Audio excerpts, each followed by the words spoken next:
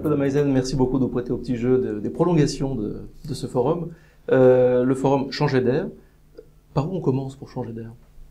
Alors je crois, par où on commence, on a beaucoup parlé de complexité, de multidisciplinarité, d'ouverture, d'ouverture à l'autre et aux connaissances. Je crois qu'on commence au fond par écouter les autres, par s'informer, par réfléchir, par construire une intelligence collective, hein, qui demande à la fois une forme de fierté, c'est-à-dire penser qu'on peut participer à l'émergence de quelque chose de nouveau, et une humilité, c'est-à-dire penser que les autres ont chacun quelque chose à apporter. Donc je crois que ce que, à mon sens, ce forum préfigure, c'est une approche plus ouverte, non seulement aux connaissances, non seulement à la production de connaissances, non seulement à la production d'applications, mais je dirais à l'écoute, au dialogue, au fait de penser que aucun de nous ne réglera de manière durable, n'apportera de manière durable une solution aux problèmes qui se posent aujourd'hui si nous ne le faisons pas en faisant appel à notre intelligence collective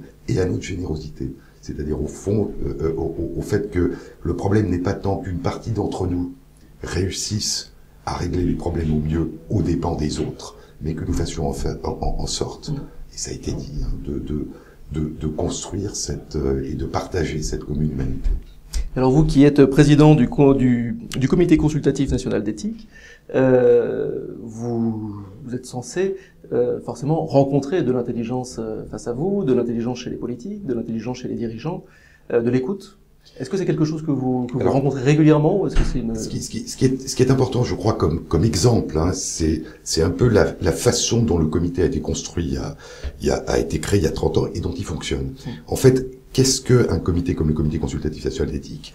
C'est un ensemble de personnes appartenant à des mondes différents, avec des horizons différents, avec des connaissances différentes, avec des cultures différentes, et qui pensent que le meilleur moyen d'essayer de réfléchir à des problèmes qui, au-delà de la médecine, au-delà de la biologie, au-delà de la santé, touchent au respect de la personne, aux droits fondamentaux humains, le meilleur moyen d'y réfléchir, c'est de se mettre ensemble. Et donc, c'est de se dire que tout expert est indispensable, mais insuffisant.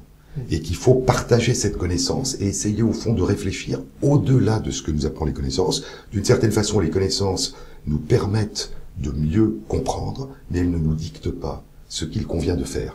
Donc je crois que c'est un modèle d'écoute, d'échange, de recul, d'humilité. Maintenant, est-ce que ce modèle peut se transposer à la société, à différents, aux législateurs, au pouvoir public, mais à toutes les parties de la société? C'est notre espoir, c'est notre vœu, et c'est, je dirais, notre mission, qui est cette mission non seulement de réfléchir collectivement aux problèmes éthiques importants, mais d'animer la réflexion et le débat public, et donc de permettre à tous les citoyens de s'approprier cette réflexion et d'élaborer ensemble un choix collectif. En d'autres termes, l'ambition du comité n'est pas de se substituer au choix collectif, il est de permettre que ces choix collectifs s'élaborent dans les meilleures conditions possibles.